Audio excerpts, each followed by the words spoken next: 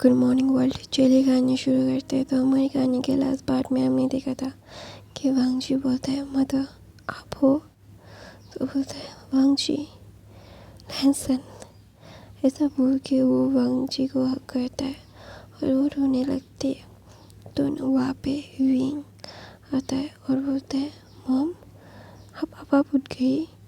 तो विंग को देख के बोलती है हाँ शिन आई विल वॉक। तुम्हें कहीं चोट तो नहीं आई वांगजी की तरह, लैंसन की तरह तुम्हें भी कहीं चोट तो नहीं आई। तो विंग बोलता है नहीं मदर मुझे कहीं चोट तो नहीं आई, लेकिन ये वांगजी सर है, ये लैंसन नहीं है। तो बोलता है यही मेरा लैंसन है, ये कितना बड़ा हो गया है मेरा बच्चा। ऐसा बोल के वो फोrehead पे किस कर रही थी और बोल रही थी तेरे सर जैसे खून क्यों आ रहा है विंग, क्या हुआ है। तो विंग बोलता है मॉम आप पैनिक मत कीजिए, मैं उनका ड्रेसिंग कर दे रही हूँ, आप ज़्यादा चिंता मत करो। तो वहाँ पे मैडम लैन बोलती है तुम्हारे फादर तुम्हारे ब्रदर विंग को पूछती है। तो बोलते वो भी ठीक है, वो भी जल्दी हो जाएंगे। तो वहाँ पे शिचन और लैन लैन मतलब जिंग हंजुन आते हैं और बोलते हैं हम ठीक है।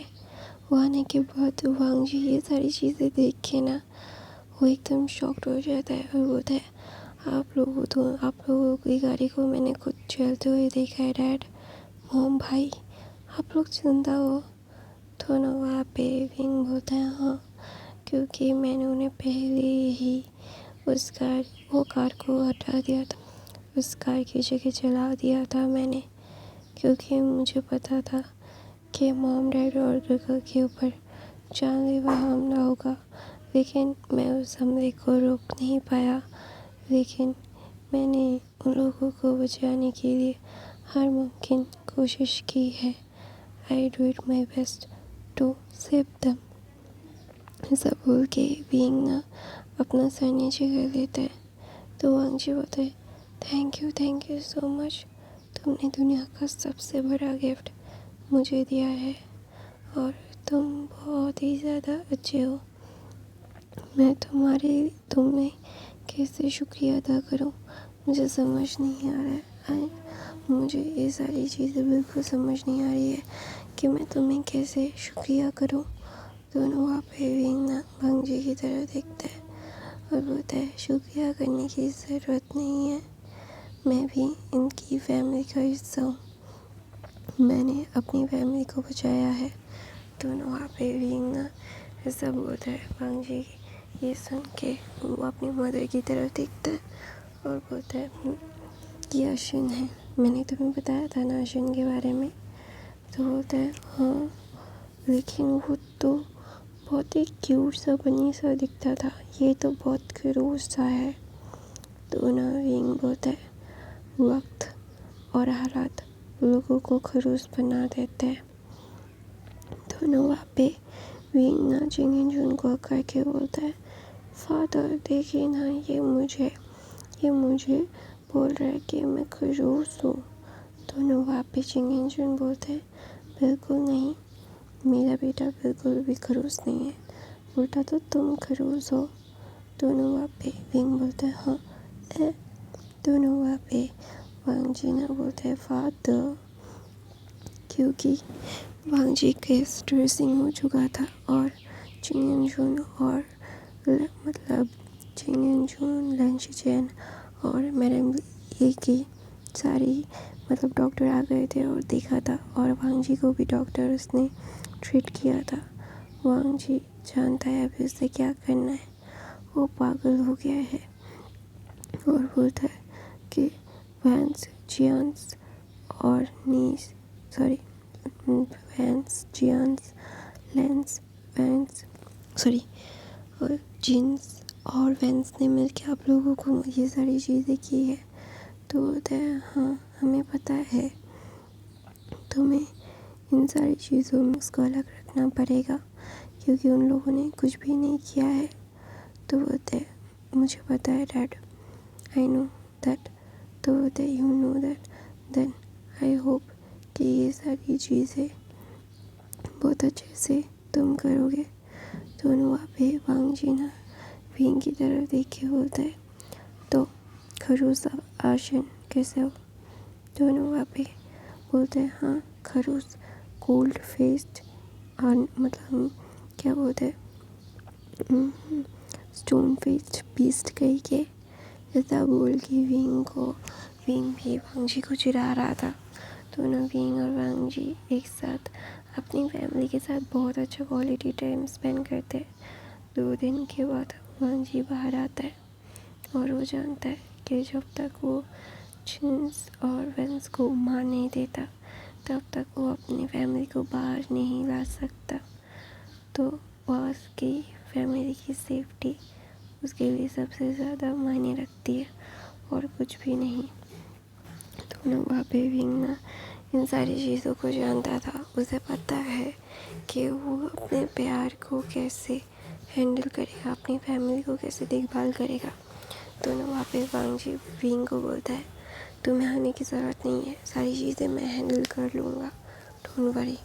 दोनों वहाँ पे वांग जी की तरफ विंग देख के बोलता है, क्या आपकी तबीयत ठीक है? दोनों वहाँ पे वांग जी बोलता है, ये सारी चीज़ें तुम्हें सोचने की ज़रूरत नहीं है विंग, मैं ठीक हूँ। दोनों विंग बोलता है, नहीं आप ठीक नज़र नहीं आ रहे हो। तो बोलते हैं, ठीक हो या ना हो इतना ज़रूर पता है कि अपनी फैमिली को सुरक्षित रखने के लिए कुछ ना कुछ तो करना पड़ेगा। I have to do something very clearly.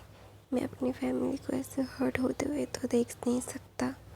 I can do that. तो बोलते हैं, yes we know that you can do that. I hope कि आप इन सारी चीज़ों को बहुत अच्छे से हैंडल करने में सक्षम होंगे। तो वांग जी ना विंग के पास आता है और बोलता है, थैंक यू और आई लव यू। ऐसा बोल के विंग के लिप पे किस करके वो चला जाता है। दोनों वहाँ पे मैडम बोलते हो आशन और लैंसन एक दूसरे के लिए बने हैं। तो विंग एकदम ही चीक्स रेड हो जाता है। उसे समझ नहीं आ रहा है कि अभी वो क्या बोले। उसके ऐसे लग रहा था कि वक्त जज्बात हालत सब बदल गए हैं। तो विंग ना वांग जी की तरफ देखता है और बोलता है, ये सारी चीज़ें तुम क्यों करके चले जाते हो? मदर फिर मुझे टीज करती है, डोंट डू दैट। दोनों वहाँ पे वांग जी ना एक मुस्कुराहट देता है और बोलता है, वेंस और जिन्स तैयार रहना, मैं आ रही हूँ। तुम्हारी बर्बादी, तुम बर्बाद होगे। अगर मैंने तुम लोगों को बर्बाद नहीं किया ना तो मेरा नाम भी लैन वांग जी नहीं। मैं तुम्हें बर्बाद करके रहूँगा। तुम लोगों की वजह से मुझे बहुत ज़्यादा तकलीफ़ और बहुत सारी चीज़ों का सामना करना पड़ा है और इतनी आसानी से तुम लोगों को माफ़ मैं तो बिल्कुल नहीं करूँगा, नेवर एवर। ऐसा बोल के वांग जी अपने ऑफिस जाता है। वो अपनी मदर अंकल को भी कुछ नहीं बताता। धीरे धीरे फैंस के सारे लोग मर रहे थे, धीरे धीरे जिन्स के सारे लोग मर रहे थे और वो सारी चीज़ें एक्सीडेंट दिखा रहे थे। मतलब देख भी ऐसे ही रहा था कि दारू पी के डले होके सारे मर गए। तो वहाँ पे विंग ना इन सारी चीज़ों को बहुत एंजॉय कर रहा था। विंग भी वांग जी को मदद कर रहा था सारी चीज़ों को मिटाने के लिए। विंग और वांग जी मिल के अभी उन जिन्स और वेंस को मार रहे थे। दोनों वहाँ पे वांग जी बोलता है, तुम लोगों को इतना तड़पाऊंगा कि तुम लोग मरने के लिए तरसोगे। तुम लोगों की वजह से साढ़े 6 साल मेरे मॉम डैड ब्रदर कोमा में रहे हैं। विंग आशन को इतना ज़्यादा प्रॉब्लम लेना पड़ा है और तुम लोगों को लगता है इतनी आसानी से तुम्हें छोड़ दिया जाएगा। नहीं, इतनी आसानी से नहीं। अगर मैंने तुम्हें जिंदा जलाया नहीं ना, तो मेरा नाम भी भूषण नहीं, सॉरी, लैनसन नहीं। ऐसा बोल के वांग जी सारी चीज़ों को धीरे धीरे कर रहा था। अभी मैंग्याओ और जिन गोंगायू थे, वैन चाओ और वैन रोहान थे। उसके सारे फैमिली मेम्बर पहले ही मर चुके हैं। ये चारों बाकी थे। ये चारों कहीं पे छुपे हुए थे। पता नहीं क्यों ऐसा लग रहा था कि मरते रह रहे अपनी गलतियों की वजह से।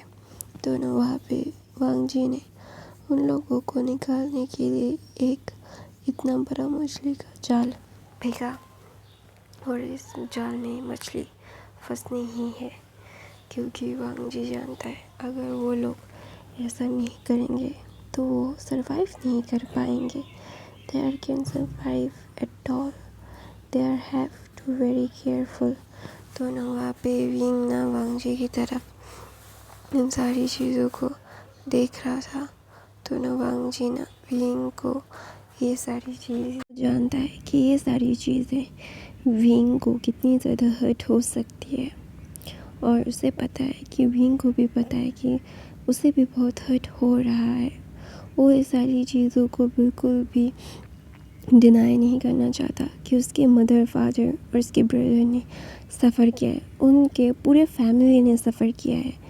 विंग ने तो सबसे ज़्यादा सफ़र किया है, क्योंकि इन तीनों को दुनिया से छुपा के रखना, उन लोगों के लिए अच्छी की खासी ज़िंदगी को रखना, सब कुछ छुपा के जिन लोगों को मारने के लिए लोग पागल हो गए हैं, उन लोगों को छुपाना इतना आसान नहीं है।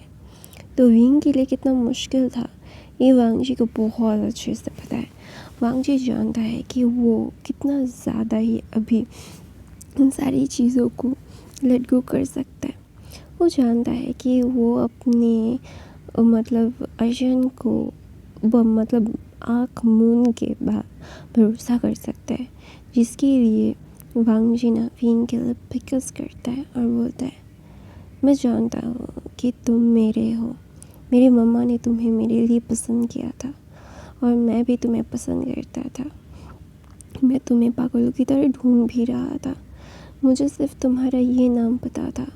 मम्मा ने मुझे तुम्हें सिर्फ अर्जुन नाम से इंट्रोड्यूस किया था। मुझे बाकी तुम्हारा कुछ भी नहीं पता था। फिर भी मैं तुम्हारे लिए पागल था। पता है विंग, तुम ना मम्मा के बहुत फेवरेट थे। मम्मा तुम्हें पागलों की तरह प्यार करती थी।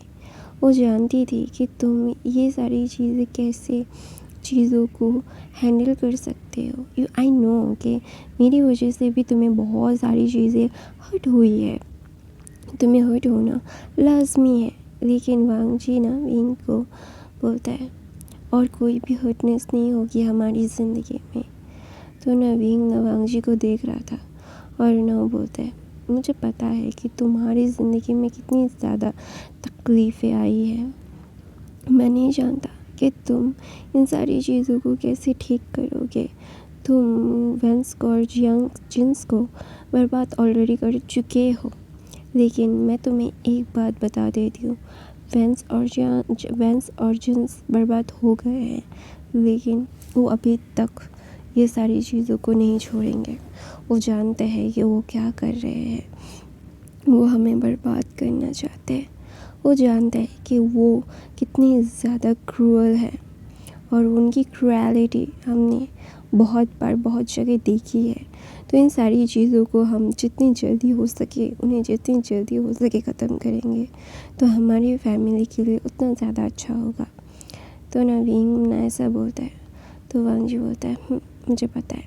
तो वहाँ पे मैडम लैन आती है और बोलती है, मेरा सन इन लोग क्या कर रहा है। तो ना वहाँ पे वांग जी बोलता है, आपका सन आपके सन इन लॉ को प्यार कर रहा है। तो बोलता है, हाँ जल्दी करो, मुझे ग्रैंड जेल भी चाहिए। तो विंग एकदम पिंक हो जाता है। उसे समझ नहीं आता कि ये क्या बोल रहे हैं, ये इतने ज़्यादा प्रॉब्लम में है, फिर भी अभी ये सारी चीज़ें बोलना क्या ज़रूरी था। ये ज़रूरी बिल्कुल नहीं था। तो ना वहाँ पे विंग ना इन सारी चीज़ों को बोल के ना बोलते हैं आप लोग ना बहुत ज़्यादा ही मीन बनते जा रहे हो, ये बिल्कुल भी सही बात नहीं है। तो ना वहाँ पे बोलते हैं मीन तो है हम इतने ज़्यादा मीन हैं कि तुम सोच नहीं सकते वांग वी भूषण। तुम्हें ये समझना होगा कि हमें हमारे पोते या पोती चाहिए, नाती पोती चाहिए, तो इसीलिए हम सेल्फिश है। तो नवीन हंसता है और बोलता है मॉम, तो बोलता है I am sorry but I want it, that's why I tell you that. तो बोलता है मुझे पता है कि आप इतने ज़्यादा खुश है, क्या है। मैं एक बात बताऊँ पापा मम्मा, आप ना मेरे लिए बहुत ज़्यादा स्पेशल हो। प्लीज़ खुद को कभी हर्ट होने मत देना, और जो लोग आपको हर्ट करने की कोशिश करेंगे प्लीज़ मुझे बता देना, मैं उन लोगों की ज़िंदगी छीन लूँगा। तो ना वहाँ पे विंग ना ऐसा बोलता है। तो ना वहाँ पे मैडम लैन ना अपना सर हाँ में हिलाती है और बोलते हैं तुम चिंता मत करो, इन सारी चीज़ों को मैं अच्छे से सारी चीज़ों को करूँगी, और तुम भी इन सारी चीज़ों को अच्छे से परफॉर्म करना, ठीक है। और विंग वेंस और जिन्स के सामने मत जाना। और मुझे लगता है कि मोस भी इनके साथ जुड़े हुए हैं, मोस और वांग्स भी। तो बोलते हैं वो भी है लेकिन उनके पास इतनी पावर नहीं है कि वो कुछ भी कर सके। तो ना वहाँ पे मैडम देन बोलती है हाँ उनके पास पावर नहीं है, लेकिन वो पावर जुटाने के लिए कुछ भी कर सकते हैं, वो पैसों के लिए कुछ भी कर सकते हैं। और विंग को सबके सामने मत लाने देना वांग लेंसन। तो लेंसन बोलता है आप चिंता मत कीजिए मॉम, मैं विंग को मतलब बाहर नहीं निकालूंगा। तो वहाँ पे अचानक से विंग का फ़ोन बजता है और मैडम लैन बोलती है तुम घर आओ। तो ना विंग बोलता है मुझे नहीं आना है, मैं आपके हर काम को कर चुका हूँ, आपने जैसा किया बोला है और कुछ भी नहीं। तो मैडम यूँ बोलती है मैंने तुम्हारी शादी तय कर दी है, मतलब जिन मैंग्याओ से। तो ना वहाँ पे विंग बोलता है क्या आप कौन होते हैं मेरी शादी को तय करने वाले, और उस मैंग्याओ के साथ मैं कभी शादी नहीं करूँगा, आपको पता नहीं है क्या वो लोग बर्बाद हो चुके हैं। तो बोलता है तुम्हें नहीं पता कि वो बर्बाद नहीं हुए हैं, उनके पास बहुत ज़्यादा ताकत है। दोनों वहाँ पे विंग ना बोलता है ताकत हो या ना हो मुझे कोई फ़र्क नहीं पड़ता, मैंने आपके कहने पे मैंने वांग जी के साथ सारी कॉपरेशन कर दी है, पूरे कंपनी को अभी वांग जी टर्न अराउंड कर रहा है, और हम उसके बाद हमारी कंपनी को उससे छीन नहीं सकते, ये आपको बहुत अच्छे से पता है। तो इन सारी चीज़ों को जितनी जल्दी हो सके आप मान लेंगे ना तो ज़्यादा अच्छा होगा। तो मैडम लैन बोलती है तुम मेरे से ऐसे बात नहीं कर सकते। तो ना विंग बोलता है मैं आपसे बात कर सकता हूँ या नहीं कर सकता वो बात की बात है, मैं सिर्फ आपको इतना कह रहा हूँ कि इन सारी चीज़ों को ज़्यादा पुश मत कीजिए और मुझे ज़्यादा पुश मत कीजिए, वरना आपके लिए सही नहीं होगा। तो वहाँ पे मैडम लैन बोलती है विंग मैं तुम्हें बोल रहा हूँ कि ये सारी चीज़ें मत करो। तो विंग बोलता है मैं करूँगा या नहीं करूँगा वो मुझ पे तय होगा, मैं नहीं जानता कि आप क्यों कह रही है या फिर क्यों कर रही है ये सारी चीज़ें, मुझे सच में इन सारी चीज़ों से कोई फ़र्क नहीं पड़ता है, मतलब मुझे सिर्फ इतना फ़र्क पड़ता है कि आप मेरी ज़िंदगी को कंट्रोल नहीं कर सकती, और उस दिन दुष्यंत से मतलब मैंग्या उसे कह दीजिए कि मुझे घंटा फ़र्क नहीं पड़ता कि वो मुझसे प्यार करता है या नहीं करता, मुझसे शादी करना चाहता है या नहीं करना चाहता, मुझे कोई फ़र्क नहीं पड़ता। और आई होप कि आप भी ये जान रहेंगे कि मुझे इन सारी चीज़ों से कोई फ़र्क नहीं पड़ता, तो आप इन सारी चीज़ों को भूल जाएंगे उतना अच्छा होगा, वरना मैं मतलब क्या बोलता है हाँ जियांग इंडस्ट्री को बिल्कुल नहीं संभालूंगा, आप लोग संभाल लीजिए, मैं अभी रिज़ाइन दे रहा हूँ, और आप लोग मुझे कोई भी ज़ोर ज़बरदस्ती कर नहीं सकते, ये आप लोग बहुत अच्छे से जानते हैं। तो उन्हें वहाँ पे विंग ऐसा बोल के फ़ोन कर देता है, और वहाँ पे मैडम लैन मतलब लन शिचेन उस जिंगन जुन और वांग जी विंग की तरफ ऐसे देख रहे थे कि ये क्या हुआ। ये विंग ने ऐसी सारी चीज़ें बात से ये बात कर रहा था। दोनों वहाँ पे विंग बोलता है, मैं परेशान हो चुकी हूँ इस औरत से। ये सिर्फ और सिर्फ मतलब पैसे पैसे पैसे पैसे है क्या सब कुछ हो जाता है क्या? ज़िंदगी बर्बाद कर दी मेरी। दोनों वहाँ पे विंग ना ऐसा बोल के मतलब मैडम मैन को कर लेता है और बोलता है, ये मेरी मॉम है ना, ये मेरी मॉम हो के मेरे साथ ऐसा कैसे कर सकती है? हाउ? दोनों वहाँ पे मैडम मैन बोलते, शांत हो जाओ विंग बच्चा, कुछ नहीं होता। तो बोलता है, कुछ नहीं होता mom, everything is just wrong. मुझे नहीं अच्छा लग रहा है, मुझे बहुत गुस्सा आ रहा है। ये मुझे ना इनसे नफ़रत हो रही है। ये मेरी मदर है, मेरी मदर हो के वो मेरे साथ ऐसा कैसे कर सकती है? हाउ? ये सारी चीज़ें मेरे साथ ही क्यों हो रहा है मुझे नहीं पता, लेकिन मैं उनके बारे में कोई भी मतलब अभी उनकी कोई मदद नहीं करूँगा। तो नालन समझता है कि विंग को बहुत दर्द हो रहा है कि उसकी मदर सिर्फ उसे यूज़ करती है, मतलब अपने प्रॉफिट के लिए। क्यों? ऐसी मदर होती है क्या?